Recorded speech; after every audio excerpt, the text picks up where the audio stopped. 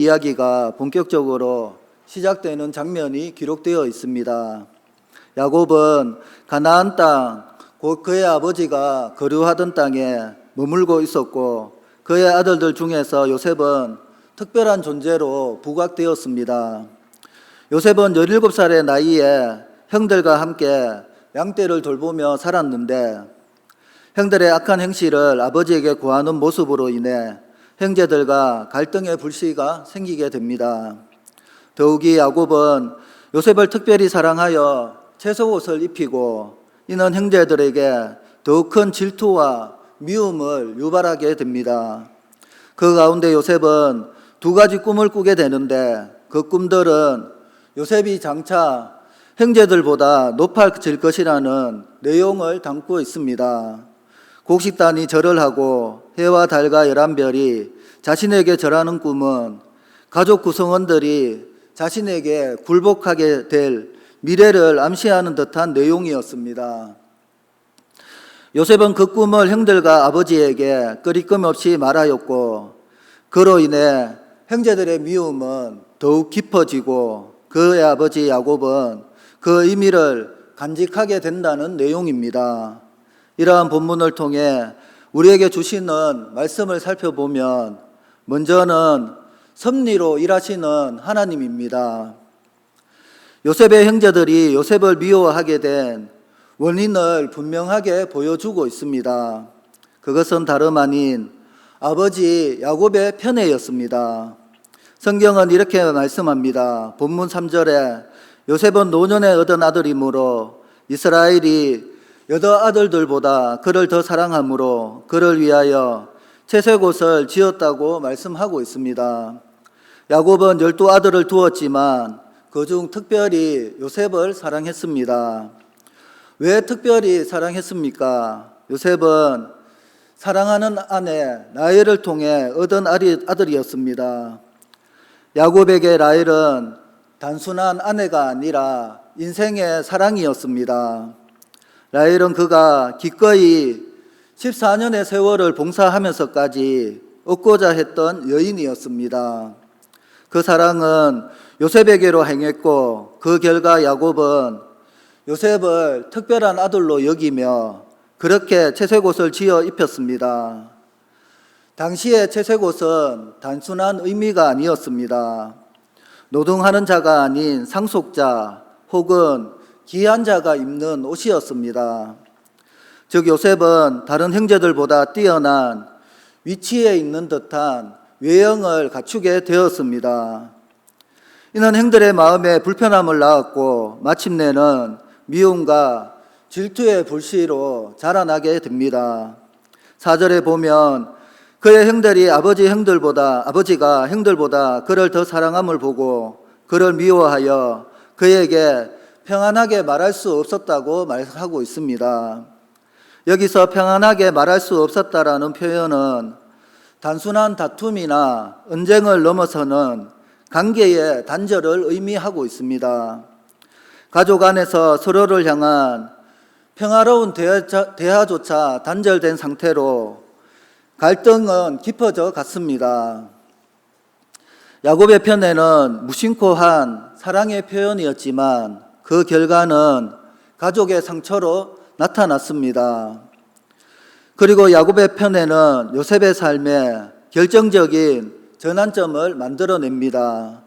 형제들의 미움은 결국 요셉을 구덩이에 던지고 애굽의 종으로 팔아버리는 일로 이어지게 됩니다. 여기서 우리는 중요한 사실을 마주하게 됩니다. 사랑받는 것이 항상 축복만은 아니라는 것입니다. 요셉은 아버지의 사랑을 받았지만 그 사랑 때문에 형제들에게 미움을 받았습니다. 요셉은 고난을 자초한 것이 아니라 아버지의 편애와 형제들의 시기라는 가정 환경 속에서 고난의 길로 자신의 의지와 상관없이 내몰린 것입니다. 요셉이 겪은 고난은 단순히 가족 간의 갈등을 넘어서 삶의 모든 기반이 흔들리는 아주 중요한 사건이었습니다. 자신의 의지와 상관없이 노예가 되었고 억울한 누명을 쓰고 감옥에 갇혔으며 아무도 돌보지 않는 이방 땅에서 수년을 보내야 했습니다. 그러나 이 고난의 여정 속에서 요셉은 하나님을 떠나지 않았습니다. 그리고 그 고난의 시간은 결코 낭비되지 않았습니다. 요셉은 그 모든 과정을 지나 애굽의 총리가 되어 형제들을 구원하는 자로 세워지게 됩니다. 여기서 우리가 주목해야 할 점은 이 모든 인간의 잘못된 감정과 결정들 속에서도 하나님의 섭리가 일하고 있다는 사실입니다. 요셉은 형들에게 이렇게 말합니다. 창세기 50장 20절에 당신들은 나를 해하려 하였으나 하나님은 그것을 선으로 바꾸사 오늘과 같이 많은 사람의 생명을 구원하게 하시려 하셨다고 말합니다. 하나님의 섭리는 우리가 보기에는 이해할 수 없는 현실, 아픔, 상처 속에서도 멈추지 않습니다. 야곱의 편에 형제들의 시기, 요셉의 억울함, 그 모든 것이 결코 어렵지 않은 과정이었습니다. 그러나 하나님은 그 모든 것을 엮어 선한 결과로 바꾸시는 분이었습니다. 이 고백 속에서 요셉의 믿음이 있었습니다. 하나님이 하셨다는 고백은 단순한 운명론이 아니라 하나님의 은혜를 인정하는 바로 요셉의 신앙 고백이었습니다. 고난 속에서도 하나님은 나를 붙들고 계셨고 결국 그 고난조차도 많은 생명을 살리기 위한 도구로 사용하셨다는 믿음의 고백인 것입니다.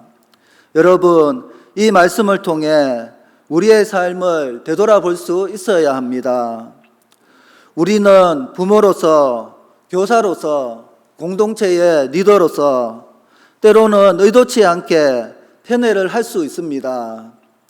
자녀를 대할 때, 교회 성도를 대할 때, 동료를 대할 때 나에게 더 잘 맞는 사람, 내 마음에 들은 사람만을 향한 그 사랑이 편애로 나타날 수 있습니다. 그러한 사랑은 사랑이 아니라 결국에는 차별로 보이게 되고 누군가에게는 상처가 되며 관계를 깨뜨리는 시작점이 될 수 있습니다. 여러분, 하나님은 차별하지 않으시는 분이십니다. 하나님의 사랑은 모두에게 동일하게 흘러가는 사랑입니다. 우리도 그러한 하나님의 사랑을 본받아 공의로운 사랑, 균형 잡힌 사랑을 배워야 하는 것입니다. 또한 우리는 우리의 실수와 부족함 속에서도 역사하시는 하나님의 은혜를 믿어야 합니다. 우리가 잘못할 수 있습니다. 편견을 가질 수 있고 실수를 반복할 수 있습니다. 그러나 그 실수조차도 포기하지 않으시는 하나님은 그것마저도 회복의 도구로 사용하고 계십니다. 요셉의 인생은 우리에게 말하고 있습니다. 하나님은 실수를 두려워하지 않으시고 하나님은 실수 속에서도 일하시는 분입니다. 우리가 해야 할 일은 두 가지입니다. 하나님의 섭리를 신뢰하는 것, 그분의 뜻에 순종하며 기다리는 것입니다.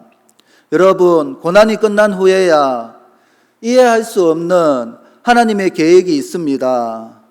상처가 아물고 나서야 드러나는 하나님의 목적이 있다는 것입니다. 요셉처럼 오늘은 구덩이일지라도 내일은 총리가 될 수 있습니다. 그 여정을 하나님께 맡기고 우리는 나아가야 합니다. 여러분, 이 말씀은 우리 가정, 우리 공동체, 우리 삶의 이야기입니다. 우리 안에도 어쩌면 과거의 상처가 남아있을 수 있습니다. 부모의 편애로 인한 상처, 형제 사이의 비교와 갈등, 인정받지 못한 슬픔, 억울했던 경험들, 교회 공동체 안에서 받은 상처들. 그러나 우리는 기억해야 합니다. 하나님은 그 모든 아픔을 결코 낭비하지 않으시는 분입니다. 그분 앞에 우리의 상처를 내려놓고 우리는 회복을 구해야 합니다. 그리고 하나님의 공의롭고 따뜻한 사랑을 다시 다른 누군가에게 흘려보내는 자가 되어야 합니다. 그때 우리의 가정은 회복되고 공동체는 다시 살아나며 하나님은 그 모든 가정을 통해 구원의 역사를 우리를 통해 이루어 가실 것입니다. 그 은혜가 오늘 이 말씀을 듣는 우리 모두에게 가득하기를 축원을 드립니다. 두 번째는 꿈을 가진 요셉입니다. 요셉은 두 번이나 이상하고 충격적인 꿈을 꾸었습니다. 6절에서 7절을 보면 요셉이 그들에게 이르되 청하건대 내가 꿈을 들으시오. 우리가 밭에서 곡식단을 묶더니 내 단은 일어서고 당신들의 단은 내 단을 둘러서서 절하더이다. 또 9절에 요셉이 다시 꿈을 꾸고 그 형들에게 말하여 이르되 내가 또 꿈을 꾼즉 해와 달과 11별이 내게 절하더이다라고 했습니다. 요셉이 꾼 꿈은 하나님께서 그를 높이셔서 이스라엘의 구원자로 삼으실 것을 가리키는 것이었습니다. 그러므로 그의 꿈은 하나님께서 주신 계시이며 비전이었습니다. 하나님께서 주신 꿈이 너무나도 강력했기 때문에 요셉은 꿈을 꾸고 흥분하여 그것을 누군가에게 말하지 않을 수가 없었습니다. 꿈을 꾼 요셉은 흥분하여 참을 수가 없어서 그 꿈을 자기 가까이에 있는 형들에게 말했습니다. 그런데 요셉의 형들은 그의 꿈에 대해서 듣고 요셉을 미워하게 되었습니다. 8절입니다. 그 형들이 그에게 이르되 내가 참으로 우리의 왕이 되겠느냐, 참으로 우리를 다스리게 되겠느냐 하고 그의 꿈과 그의 말로 말미암아 그를 더욱 미워하였다고 합니다. 그리고 10절에서 11절에 보면 형들은 요셉을 미워하고 시기하여 그를 죽이려고 했으며 결국에는 지나가는 미디안 상인들에게 그를 팔아 넘기고 말았습니다. 그러나 아버지 야곱은 요셉의 꿈을 듣고 좀 다른 반응을 보였습니다. 야곱은 요셉이 그 꿈 때문에 교만해지지 않을까 염려하여서 요셉을 꾸짖게 되었습니다. 그러면서도 야곱은 요셉의 꿈을 마음에 간직하게 됩니다. 야곱은 하나님께서 요셉을 통하여 놀라우신 계획을 이루실 것임을 짐작하고 기대했던 것입니다. 요셉은 단순히 꿈을 꾼 소년이 아니었습니다. 그는 하나님께서 주신 비전을 가슴에, 마음에 품은 사람이었습니다. 하나님께서 주신 그 비전은 그의 인생을 이끄는 나침반이 되었고 후에 그는 그 꿈대로 애굽의 총리가 되어 가족과 이스라엘 민족을 구원하는 도구로 쓰임받게 됩니다. 하지만 그 꿈은 단지 높은 지위와 영광을 의미하는 것이 아니었습니다. 오히려 그 꿈은 고난의 길, 외로움의 길, 오해받는 길, 심지어 형들에게 버림받고 노예로 팔려가는 길로 인도하는 것이 되었습니다. 요셉이 하나님의 비전을 품고 살았다는 것은 곧 눈앞의 고난 속에서도 하나님의 뜻을 온전히 신뢰하며 살았다는 것을 의미합니다. 그는 감옥에 있을 때에도 억울한 누명을 썼을 때에도 여전히 하나님의 계획에 있음을 믿었습니다. 비전이란 단순히 미래의 성공을 바라보는 것이 아니라 현재의 시련 속에서도 하나님의 섭리를 붙드는 것입니다. 요셉의 형들은 요셉의 꿈을 듣고 시기하고 미워했습니다. 하지만 시간이 지나면서 그들도 결국은 알게 되었습니다. 그 꿈이 하나님께로부터 온 것임을 인정하게 되었던 것입니다. 반면에 야곱은 처음엔 꾸짖었지만 그 마음에 요셉의 말을 간직했습니다. 그는 그 꿈이 인간적인 허영이 아니라 하나님이 주신 계시일 수 있음을 분별할 줄 알았습니다. 요셉은 하나님의 꿈을 품고 살았기에 인생의 어떤 순간에도 좌절하지 않았고 결국 하나님의 도구로 크게 쓰임받을 수 있었습니다. 여러분, 우리도 마찬가지입니다. 하나님이 우리에게 주신 비전이 있다면 그것을 지금은 이해되지 않고 오히려 고난의 원인이 될지라도 그 꿈을 마음에 간직하고 끝까지 요셉처럼 신뢰하며 나아가야 합니다. 여러분, 요셉은 단지 꿈을 꾼 사람이 아니었습니다. 그는 하나님의 꿈을 마음에 품고 어떠한 상황 가운데서도 그 꿈을 붙잡고 살아간 사람이었습니다. 하나님께서 주신 비전은 요셉의 삶을 인도하는 나침판이 되었고 그는 고난과 억울함 속에서도 그 비전을 포기하지 않았습니다. 우리의 삶에도 하나님께서 주시는 비전이 있습니다. 꿈이 있다는 것입니다. 그것은 반드시 세상적인 성공이나 형통함을 의미하는 것이 아닙니다. 하나님의 뜻을 이루기 위한 여정 속에서 감당해야 할 사명이며 인도하심이라고 말씀합니다. 때로는 그 비전 때문에 오해받고 거절당하고 고난당할 수 있습니다. 하지만 하나님의 비전은 결코 헛되지 않습니다. 요셉이 애굽의 총리가 되어 하나님의 구원 역사를 이루었듯이 우리도 하나님께서 맡겨주신 자리에서 그분의 뜻을 이루는 도구로 쓰임받게 될 것입니다.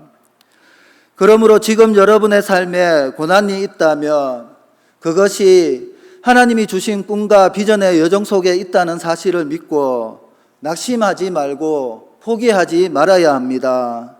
왜냐하면 하나님의 때는 반드시 오며 하나님의 뜻은 반드시 이루어지기 때문입니다. 하나님의 비전을 가슴에 품고 요셉처럼 끝까지 신실하게 걸어가는 우리 모두가 되시기를 축원을 드립니다. 마지막으로 하나님의 계시입니다. 하나님은 요셉으로 하여금 꿈을 꾸게 하셨습니다.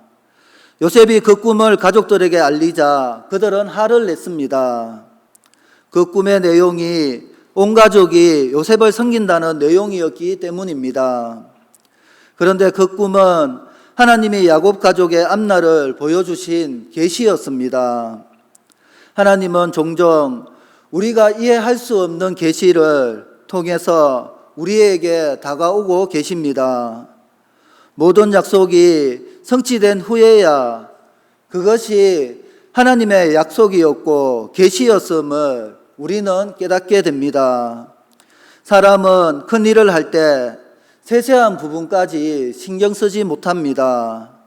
그러나 하나님은 구원이라는 큰 그림을 완성해 나가시면서도 한 사람 한 사람과 깊은 관계를 맺으시며 그의 믿음이 성장하도록 세심하게 역사하십니다. 요셉의 꿈은 단지 장래에 일어날 사건을 미리 보여주는 환상이 아니었습니다. 그것은 하나님의 구속 역사 속에서 요셉이 어떤 자리에 서게 될지를 보여주는 하나님의 주권적인 계시였습니다. 아모스 3장 7절에 주 여호와께서는 자기의 비밀을 그 종 선지자들에게 보이지 아니하시고는 결코 행하심이 없다고 말씀합니다. 처음에는 이해할 수 없었고 심지어 고난의 길로 이어지는 계기처럼 보였지만 그 모든 과정 속에서 하나님은 한치의 오차도 없이 당신의 뜻을 이루어 가셨습니다. 우리가 하나님의 뜻을 다 이해하지 못한다고 해서 그것이 불완전하거나 무의미하다는 것이 아닙니다. 하나님의 계시는 언제나 하나님의 시간 안에서 완벽하게 드러나게 되어 있습니다. 우리는 지금 당장은 이해할 수 없는 상황과 만날 수 있습니다. 때로는 하나님의 뜻을 말하기 어려운 고난과 손해, 억울한 일들이 우리 삶에 찾아오기도 할 것입니다. 그러나 요셉의 삶이 보여주듯 그 모든 일은 결코 우연이 아니라 하나님이 준비하신 하나의 퍼즐 조각이라는 것입니다. 하나님은 그 조각 하나하나를 모아 마침내 놀라운 그림을 완성해 가십니다. 하나님의 계시는 때로는 꿈으로, 때로는 말씀으로, 때로는 상황 속의 인도하심으로 우리에게 다가오고 있습니다. 우리는 그 계시를 다 이해하지 못할지라도 하나님은 신실하게 그 뜻을 이루시는 분이십니다. 그러므로 우리는 요셉처럼 하나님의 약속을 끝까지 신뢰해야 합니다. 이해되지 않아도 믿고 보이지 않아도 따르며 고난 중에도 하나님의 뜻을 신뢰하며 순종해야 합니다. 그럴 때 하나님은 마침내 그의 약속을 이루시고 우리를 통해 하나님의 뜻을 세상 가운데 나타내게 되실 것입니다. 하나님은 지금도 살아계셔서 우리 한 사람 한 사람의 삶 속에서 놀라운 구원의 계획을 이루어가고 계십니다. 그러나 어떠한 상황 속에서도 하나님의 계시를 붙들고 믿음으로 나아가야 하는 것이 우리가 해야 할 일입니다. 하나님은 반드시 그의 뜻을 주님 안에 있는 여러분들 자신을 통해 반드시 이루어 가실 것입니다. 여러분, 요셉의 이야기를 통해 우리는 하나님의 계시가 단지 미래를 보여주는 예언이 아니라 하나님의 구속 역사 속에서 우리 각자를 향한 깊은 계획과 사랑의 표현임을 깨닫게 되는 것입니다. 하나님의 계시는 항상 하나님의 뜻과 시간 안에서 이루어지며 그 가운데 우리의 믿음은 더욱더 단단해지고 우리의 삶은 하나님의 뜻에 합당한 모습으로 빚어져 갈 것입니다. 때로는 하나님의 계시가 이해되지 않을 수 있고 지금 겪는 고난이 무의미하게 느껴질 수 있지만 요셉의 생애처럼 결국 모든 일은 하나님의 섭리 안에서 반드시 귀한 열매를 맺게 될 것입니다. 우리가 해야 할 일은 하나님의 말씀을 믿고 주의 인도하심을 신뢰하며 그 뜻 앞에서 온전히 순종하는 것입니다. 요셉은 자신의 삶이 하나님의 손에 있다는 사실을 믿었고 마침내 하나님은 그를 통해 이스라엘 민족을 살리시고 하나님의 큰 뜻을 이루어 주셨습니다. 마찬가지로 하나님은 지금도 우리 각자의 삶을 통해 하나님의 뜻, 당신의 뜻을 이루어 가기를 원하시고 계십니다. 우리의 인생도 하나님의 구속 역사 안에 있는 소중한 한 부분입니다. 그러므로 어떠한 상황 가운데서도 낙심하지 말고 하나님의 계시와 약속을 붙들며 믿음의 길을 우리는 끝까지 걸어가야 합니다. 하나님의 뜻은 결코 실패하지 않으며 반드시 그의 뜻을 우리의 삶을 통해 이루어 주실 것입니다.